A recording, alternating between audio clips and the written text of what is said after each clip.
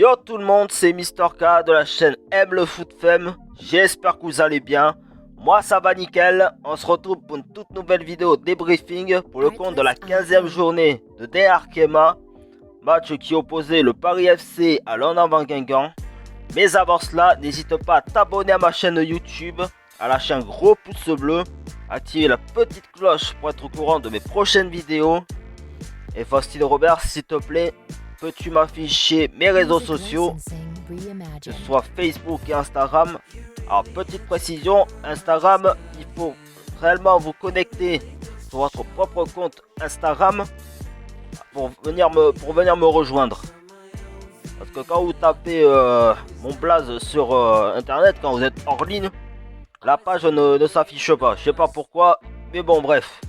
Donc, nouvelle vidéo débriefing, c'est maintenant et c'est parti.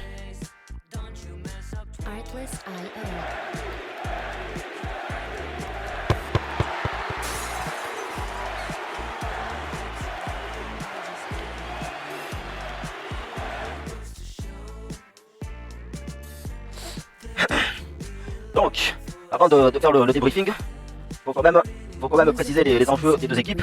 Donc, d'un côté, le Paris FC, bon, qui fait une saison malgré tout mitigée, faut pas se mentir là-dessus d'ailleurs. Qui, en cas de victoire, pouvait. Je vous jure, c'est le lundi matin, c'est pas facile. Hein. Allez, on y go. Donc, on va là, on dirait un mec agressif. Sérieusement. Ok. 3, 2, 1, parti. Donc, avant de commencer cette vidéo, on va résumer un peu les enjeux des deux équipes. Donc d'un côté, pour le Paris FC, c'est vrai qu'ils ont fait une saison moyenne, on va dire entre guillemets. Parce qu'elles enchaînent les victoires comme les défaites, comme les matchs nuls et tout. Et en cas de victoire contre l'En-Avant Guingamp, elles pouvaient recoller, essayer de se recoller un peu aux deux équipes qui sont 3e et 4e, en l'occurrence Bordeaux et Montpellier à l'heure actuelle. Mais ça n'a pas été facile face à une équipe d'En-Avant Guingamp qui a bien démarré son année 2021 avec une qualification en Coupe de France, une victoire une victoire écrasante contre Montpellier sur le score de 4-1. Donc moi personnellement je m'attendais à un match alors peut-être pas un match 5 étoiles non plus, tu vois, mais un match intéressant à voir.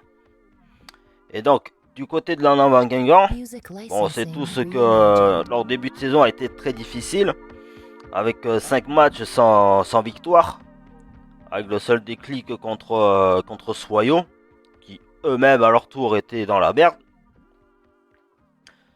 Et puis là, en 2021, comme je disais, ils ont décidé de mieux la démarrer. Donc comme je dis, qualification en Coupe de France, et etc. Mais comme je dis, ce samedi... attendez, ce samedi 28, 27... Ce samedi 27 février... Franchement, j'ai été un peu déçu, quoi, parce que alors autant l'En-Avant Guingamp et au classement général sont en 5e position, ce qui est très bien par rapport au début de saison. Mais le match, j'étais un peu déçu, on va dire. Donc on va commencer par la première période.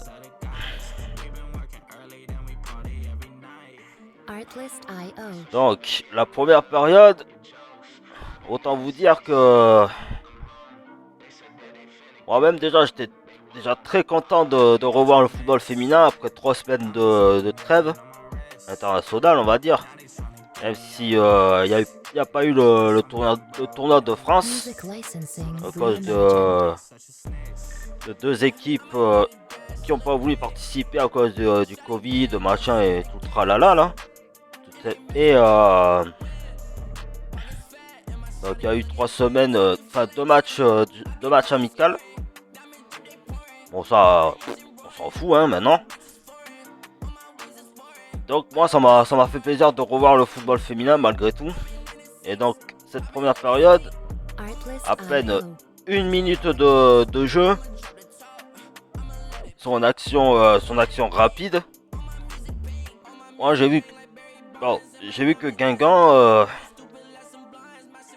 voulait vraiment créer le danger directement dans le camp du Paris FC. Mais après 10 minutes de jeu, c'est là où j'ai vu un Paris FC qui est monté très haut en intensité, en multipliant les occasions ou les situations dangereuses, notamment avec la jeune Clara Matteo, donc en plus qui a prolongé son contrat avec le Paris FC, donc qui a multiplié les occasions. Et il y en a une qui aurait pu être au fond, mais bon, elle était comment dire, elle était pas assez merde, comment on dit, voilà, elle était pas assez sur ses appuis pour aller à la conclusion face à Solène Durand, qui a gardé sa cage inviolée. Et je vous avoue que la première période, franchement, hein, c'est pas pour être méchant ni avec le Paris FC ni avec les Bretonnes, mais franchement je me suis endormi, quoi. Parce que moi, quand je regarde un match de foot, que ce soit chez les hommes comme chez les femmes, je m'attends à ce qu'il n'y ait pas de temps mort, quoi, qu'il y ait de l'action des deux côtés. Mais là, au bout d'un moment, ça ralentissait, quoi, et c'est vraiment dommage. Après, il y a une action de Sarah Cambo qui aurait pu être intéressant, mais là encore, elle se fait encore piéger sur les hors-jeux. Et ça, pour la suivre, moi qui la suis depuis ses débuts au Girondins de Bordeaux, alors peut-être pas quand elle était encore en deuxième division avec Bordeaux, enfin Blanquefort Bordeaux. Et je trouve que depuis qu'elle est en D1 de Bordeaux jusqu'à aujourd'hui, elle a trop tendance malheureusement à être pris au piège du hors-jeu, quoi. Ça veut dire que elle veut tellement... Enfin, après, dans le... Merde, putain. Dans l'initiative de faire un appel en profondeur, ou même de... Et comme je dis, ça fait 6 ans qu'elle est en D1. Et 6 ans que je vois toujours la même Sarah Cambo qui se fait piéger sur les hors-jeux, quoi. Et c'est vraiment dommage. Parce que j'en suis sûr qu'elle aurait pas été hors-jeu. Elle aurait pas été hors-jeu sur l'action en première période. Je pense qu'elle aurait gagné son duel face à Ndozi, donc la gardienne du Paris FC, pour ouvrir le score. Ça, j'en doute pas. Mais bon, comme je dis, voilà, elle se fait trop piéger, et ça c'est dommage, quoi. Après, honnêtement, la première période, comment je pourrais la résumer en bref? Ah, c'est... Voilà, on a vu que Paris FC a commencé à prendre le dessus dès la 10e minute de jeu. Bon, après, il y a eu une petite blessure de Julie Soyer, si je me trompe pas. Et donc voilà, il y a eu peu d'occasions malheureusement de l'en avant Guingamp. Il y en a eu plus pour le Paris FC, mais voilà, comme on peut résumer sur leur saison aux Parisiennes. Voilà, il y a ce manque de réalisme en fait. Donc voilà, on passe à la deuxième période.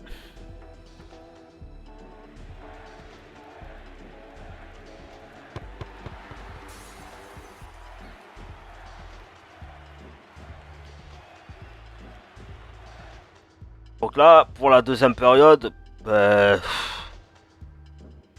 en fait, on a...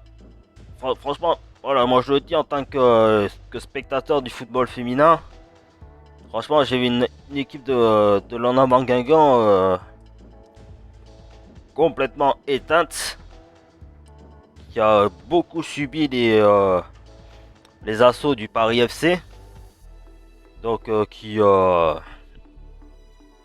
d'ailleurs, qui le bloc breton était très bas. Et même, comment dire,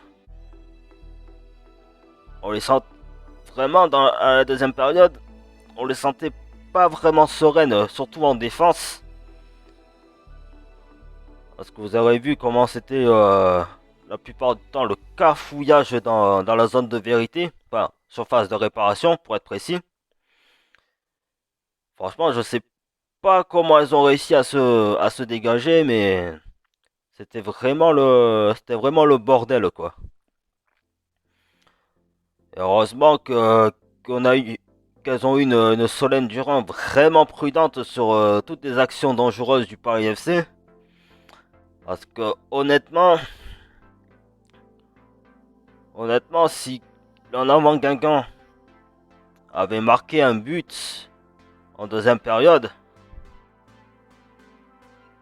enfin, sans être méchant, hein, bien entendu, mais je crois que ça aurait été illogique la victoire en fait. Parce elles ont eu tellement peu d'occasions qu'il y aurait une seule action dangereuse de leur part et qui se serait transformée en but. Franchement, ce serait abusé. Mais bon, voilà, comme je dis, face au manque de réalisme du Paris FC.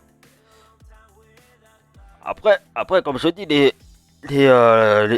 les occasions, il y en a eu un petit peu pour l'en avant Guingamp. Hein. Face au coup franc qui n'a rien donné de Faustine Robert. Je crois que c'était pour une tête de Sarah Cambo. Il y a eu la tentative de frappe aussi de Faustine Robert vers la fin du match. Donc, qui est passé légèrement au-dessus. Mais qui était pas mal hein, quand même, faut préciser. Après, comment je pourrais résumer globalement le match? Ben, c'est vrai que j'étais un peu déçu de Guingampès, surtout de Louise Fleury. Pas, y a pas que elle, hein, bien entendu, mais je veux dire, franchement, pour une joueuse qui est intenable dans son couloir gauche, je m'attendais vraiment à ce qu'elle soit dangereuse et tout. Et face à un bloc du Paris FC qui était vraiment, qui avait vraiment l'œil partout quoi, qui avait vraiment l'œil sur toutes les Guingampaises, c'était impossible. Après, comme je dis, c'est une contre-performance comme une autre, hein, tu vois. Après, c'est vrai que ce 0-0 ne satisfait personne. Enfin, après, niveau classement, si ça peut, ça soulage l'en avant Guingamp qui est 5ème. Mais bon, voilà, parce qu'en plus le prochain match des Bretonnes, c'est contre ici les Moulineaux le 23 mars. Et quand tu vois que ici les Moulineaux, malgré leur crois, leur 11e place, donc qui est synonyme de descente en deuxième division. On voit très bien qu'elles n'ont pas dit leur dernier mot. Alors en plus de ça, apparemment, il y a quelques petites histoires avec ici les Moulineaux. Du fait que la direction a limogé leur ancien coach Yacine, je sais plus son nom. Donc évidemment les joueurs sont pas contents, hein. On va pas débattre là-dessus. Mais bon voilà, comme je dis, là elles vont recevoir ici les Moulineaux, mais pas dans la sérénité quoi. Enfin, dans la sérénité, si, mais à partir du moment où tu proposes vraiment un autre football que celui que tu as montré contre le Paris FC quoi. Parce que si tu montres un jeu similaire à ce qui s'est passé samedi, et là vous allez perdre des points bêtement quoi. Et d'ailleurs, là vous allez voir à l'écran la composition de l'équipe de l'Annaba Guingamp pour ce match contre le Paris FC. Franchement, je sais pas si c'est une erreur de la page ou pas. Mais à un moment donné, dans le match, il y a eu l'entrée de Héloïse Mansuy. Et comme vous voyez à l'écran, elle n'était pas écrite. Elle n'était pas inscrite sur la feuille de match, ni en tant que titulaire, ni en tant que remplaçante. Donc dites-moi sur Facebook ou Instagram ou autre, comment ça se passe si une joueuse n'est pas inscrite sur la liste, sur les joueuses sélectionnées en tant que titulaire ou remplaçante. Comment ça se passe? Parce que moi je me rappelle d'un truc qui s'était passé en 2017 avec le Paris Saint-Germain, où normalement elles étaient supposées gagner 4-0 contre Albi, donc qui évolue en deuxième division aujourd'hui, et qui les arbitres ont remarqué quelque chose de pas normal. C'était l'entrée de l'ancienne parisienne Sarah Palassin, qui n'était pas inscrite sur la feuille de match. Parce qu'en fait, pour ceux qui ne savent pas, les feuilles de match, en fait, c'est la liste de toutes les joueuses sélectionnées, donc les titulaires et les remplaçantes. Il y a aussi le nom du délégué du match, les noms des coachs des deux équipes, même les préparateurs physiques, préparateurs des gardiens, machin et tout. Entraîneurs des gardiens, pardon. Mais de ce que j'avais entendu, apparemment, ils avaient validé ça sur une application informatique au lieu de la feuille de papier. Donc, j'y repense à tout ça, mais je sais pas. Franchement, après, j'espère que Guingamp ne va pas prendre de sanctions. Parce que franchement, perdre des points juste pour une bêtise comme ça, ce sera abusé quand même. Donc, et après, qu'est-ce que je voulais dire? Ah oui, d'ailleurs, il y a un truc qui m'a fait énormément rire pendant le match de samedi. Donc du Paris FC contre les Guingampais. C'est le commentateur de Foot Plus. Bon d'ailleurs qui a bien commenté le match, hein, je dis pas le contraire. Mais par contre, il y a quand même un truc qui m'a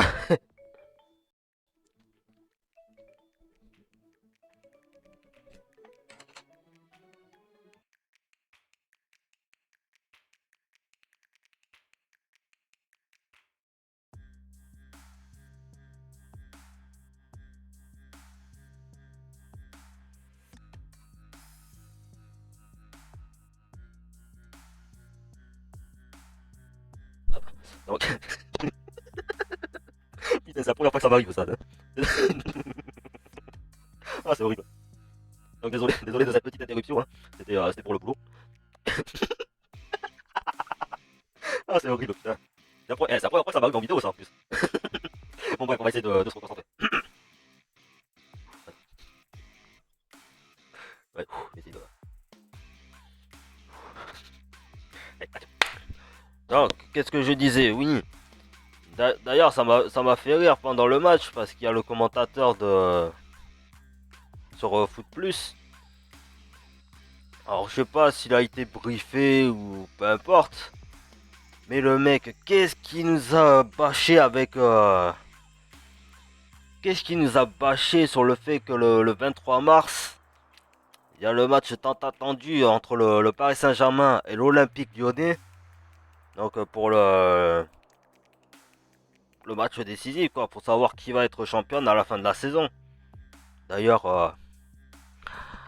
allez Paris, allez le Paris Saint-Germain. C'est pas moi. Oh là là, non mais le mec, allez on va dire, de la première à la 90e minute, il a dit au moins 5 fois, non 4 fois, il a fait 4 fois la promotion du match entre le Paris Saint-Germain et l'Olympique Lyonnais. On mais sans déconner quoi le mec. Je fais d'ailleurs, vous imaginez le mec qui te lâche pas dans ta vie quotidienne pour te dire qu'il y a ce genre de match samedi soir 21h. Donc voilà, je vais vous montrer deux situations semblables. Et on se retrouve après.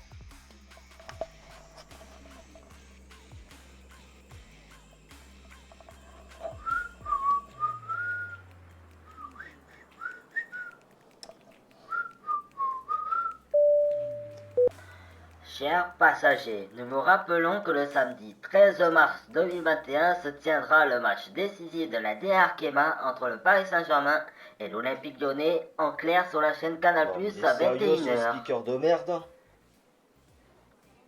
Non mais on s'en fout de PSG OL, wesh. Putain.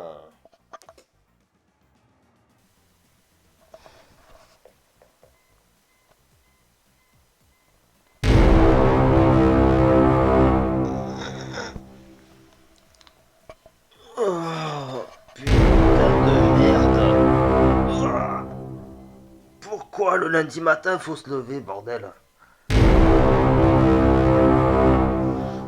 Oui, bon, ta gueule.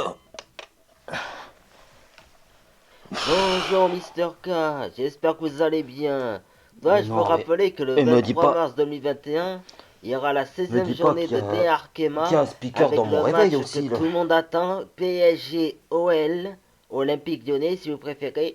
En Oh, clair sur enculé, Canal+ à vas-y, j'ai envie 21h. de me Soyez au rendormir. rendez-vous. C'est bon, tu m'as cassé les couilles.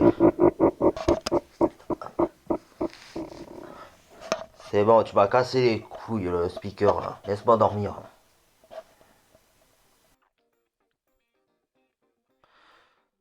Donc, en définitive, pour résumer un peu ce match qui s'est passé samedi, bon, on va dire que c'était une contre-performance des deux équipes.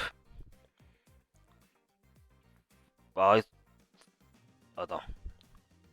Donc c'était une contre-performance des deux équipes dans le sens où voilà, Paris FC aurait pu gagner ce match. On va pas se mentir là-dessus. Même le coach Frédéric Biancalani, bon, qui est toujours suspendu 17 matchs à cause de ses propos envers l'arbitrage contre Dijon.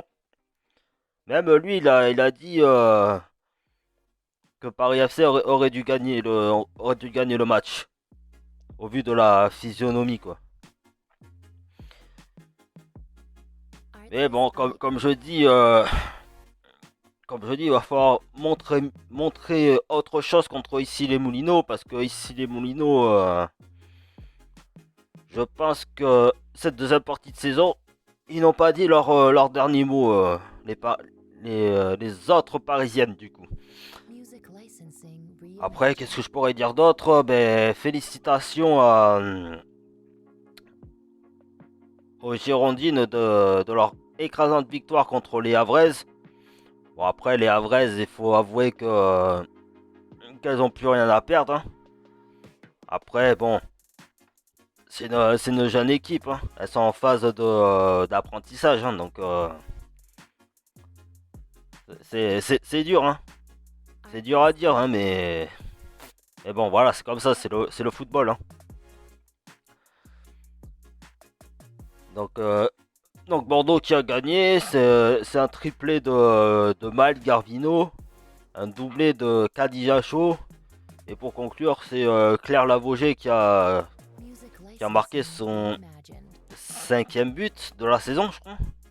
Donc félicitations à elle. Ah oui, d'ailleurs, les gens, petit, petit aparté. Euh, voilà, comme vous savez, le football amateur féminin est arrêté depuis le deuxième confinement. Depuis le deuxième confinement, donc c'est le championnat régional, régional, peu importe. Et là, ça fait quand même un petit bout de temps que c'est à l'arrêt.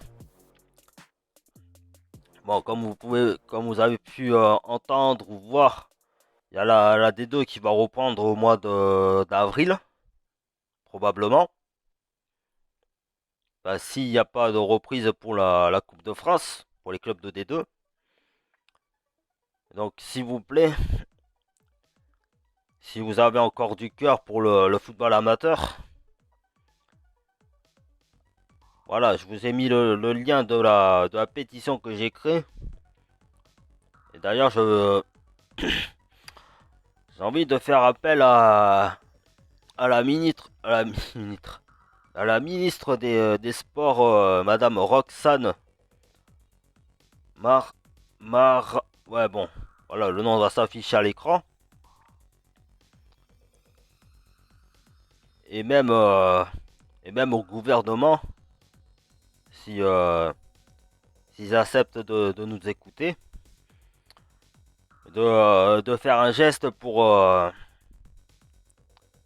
faire redémarrer le championnat régional, quoi, le championnat amateur. Alors certes, avec les protocoles, si vous voulez, hein, avec port du masque, match à huis clos, tout le tralala que vous trimballez depuis un an. Mais au moins, pour essayer de sauver le football féminin, quoi. Le football féminin amateur. Parce que je sais qu'il y a énormément de clubs amateurs, comme le FC Gradignan, Eysines, Bordeaux, l'équipe réserviste, la Smur, il y a Bassins, enfin tous les clubs amateurs, quoi, les clubs de la ville, hein, quoi, qui ont envie de retrouver le terrain, quoi, le terrain de foot.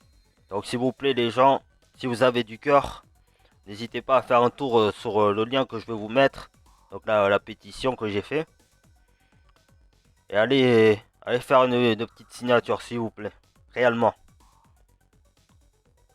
Franchement, c'est même pas pour faire le super héros ou je sais pas trop quoi, tu vois.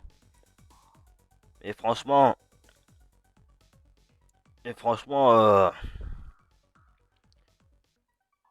si vous-même ou vous soutenez le football féminin, que ce soit, que ce soit les professionnels, donnez aussi de la force pour les joueuses de la catégorie amateur, s'il vous plaît. Parce que vraiment, j'ai limite l'impression qu'aujourd'hui le football amateur est en train de mourir à petit feu, quoi. Et franchement, pour les jeunes joueuses de la génération de demain, ça fait mal. Ça fait très très mal cet arrêt encore. Cet arrêt à cause du confinement. Donc s'il vous plaît, faites, faites entendre votre voix pour sauver le football amateur, s'il vous plaît les gens. Sur ce, on se retrouve pour une prochaine vidéo. Donc rendez-vous le 23 mars. Alors certes, il y aura les matchs en retard de Dijon contre Bordeaux. Après, je pense pas que ça va être diffusé à la télé. Parce que les matchs en retard, ils diffusent jamais. Donc rendez-vous le 23 mars pour le match de Bordeaux contre le Paris FC. Donc n'hésite pas à t'abonner à ma chaîne YouTube, à lâcher un gros pouce bleu, à activer la petite cloche pour être au courant de mon prochain débriefing, donc le 23 mars. Et une dernière fois, Faustine Robert, peux-tu afficher mes réseaux sociaux Facebook et Instagram s'il te plaît? Voilà, n'oubliez pas de ce que je vous ai dit en tout début de vidéo concernant mon compte Instagram. Donc voilà, je vous attends. Sur ce, à la prochaine les gens. Ciao ciao.